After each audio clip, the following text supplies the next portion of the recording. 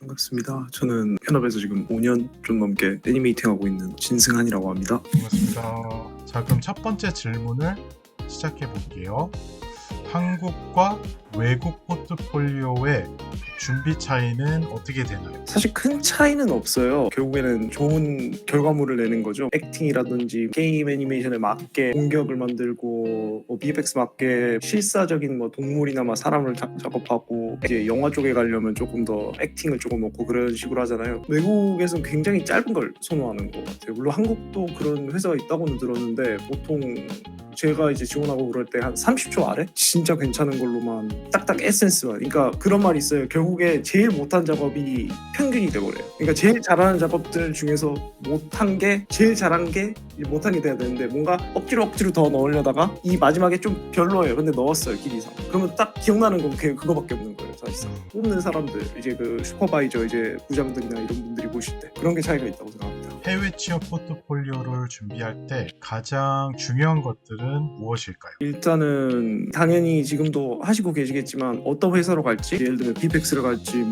게임을 갈지 TV를 갈지 정하는 게 중요한데, 그것보다도 어느 나라에 갈지에 따라서 거기 있는 회사들 어떤 분야가 지금 제일 크냐, 그런 게 중요하거든요. 예를 들면 호주 같은 경우는 VFX 쪽이 굉장히 커요. 시드니 가면 이제 ILM도 있고, 그쪽은 게임이나 TV보다도 오히려 그 실사 이런 거 작업하시는 분들이 조금 발 담그기가 좀 좋은 경우가 많고, 밴쿠버 같은 경우는 좀 다양해요. 실사도 많고, 특히 실사는 제일 많을 거예요, 제 기억으로는. 그래서 한편으로 대머리를 준비하는 데 있어서 중요한 거는 대머리 자체보다도 이제 그 가는 나라에 따른 어떤 회사들이 있는지 거기에 맞춰서 내 대머리이 맞는지 그걸 파악하는 게 중요하다고 생각이 들어요. 그리고 그걸 대머리를 만들고 나서 그 나라 그 회사에 지원하는 사람들, 아니면 거기서 일하는 사람들이 링크드인 가면 이름이 쫙 나와요. 그러면 그 사람들 대머리를 한번 보는 거예요. 어떻게 뽑힌 건지. 외국 회사는 신입 채용을 많이 하나요? 지금 소니 이미지 웍스랑 이제 밴쿠버 그런 쪽에 가시면 인턴십을 엄청 많이 해요. 지금 같은 경우 이제 서머 인턴십 거의 여름마다 할 때도 있고 겨울마다 할 때도 있고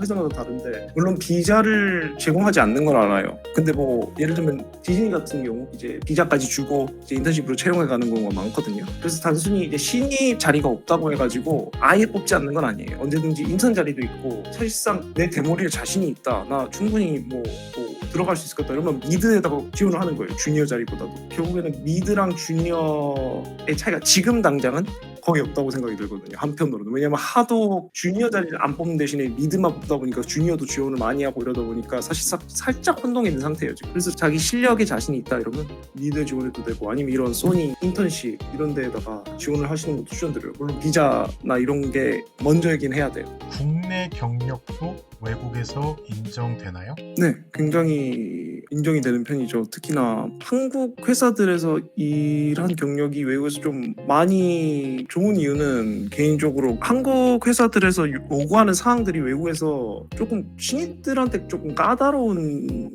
요구사항이라고 생각을 해요. 왜냐하면 한편으로는 애니메이터들 들어가면 이제 카메라부터 이런 거를 수정만 하지 이제 직접 잡지도 않고, 사실상 그 원 카메라 딱 놔둬놓고 데모를 만드는 경우도 많고, 저도 그랬고. 근데 애니트라이브 학생들이나 이제 한국 학생들 보면 일단 기본적으로 카메라 움직임부터 시작해가지고 레이아웃 이런 거 굉장히 신경을 쓰시다 보니까 외국에 나가면 이런 거 점들이 되게 좋아요. 특히나 회사 들어가면 비슷한 작업을 하잖아요. 또 한국에서는 이 레이아웃부터 애니메이션까지 오히려 다른 나라보다도 조금 많이 쳐주지 않을까라는 생각이 들어요. 비자 관련해서 어떤 식으로 취득할 수 있나요? 아까 말씀드렸듯이 보통 워홀을 추천을 해드려요. 일단 왜냐면 워홀이만큼 진짜 간편한 게 없잖아요. 1년을 공짜로 거의 얻어가는 거니까. 그 이후에도 중요한 게, 개인적으로 밴쿠버랑 캐나다로 예를 들게요. 워홀 비자를 얻고 거기서 그 연장선을 가지고 간다고 치면 영주권을 지원할 수 있는 기간이 어느 정도 충족이 되면 바로 지원을 하셔야 돼요. 물론 비자가 먼저긴 한데, 근데 영주권 얘기가 나온 이유는 그만큼 주위에서 영주권 지원 안 했다가 시기를 놓치는 분들을 많이 받아가지고 좀 그걸 얘기를 드리고 싶었고, 두 번째 같은 경우는 경우는 결국 회사 스폰이죠. 스폰서를 받는 건데 지금 당장 신입 스폰서는 조금 없는 상태인 걸로 알아요. 하지만 경기가 조금 풀리면 그게 좀 괜찮아지지 않을까 싶긴 해요. 세 번째 같은 경우는 당연히 학교예요. 학교가 가장 좀 안전한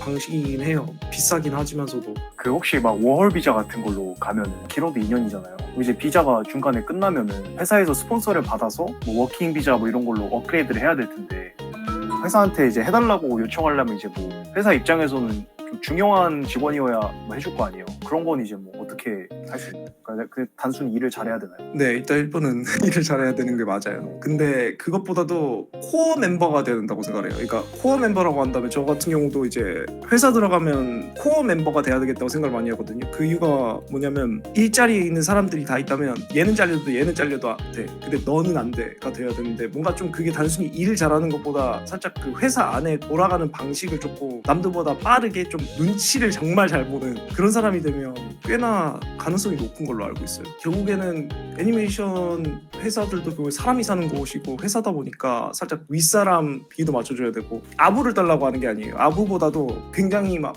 나 이런 부분에 있어서 이렇게 더 잘하고 싶다. 이 친구가 이렇게 한 거 너무 흉가던데 어떻게 노트를 줬는지 나도 볼 수 있냐. 아니 예를 들면 막 더 막 학구열에 넘치는 막 항상 발전하려는 모습 그런 게 좀 있어야 될 것 같다는 느낌이에요. 항상. 왜냐하면 그게 결국에는 한 군데 머물러 있는 사람보다는 계속 발전해 나가는 사람을 더 선호하다 보니까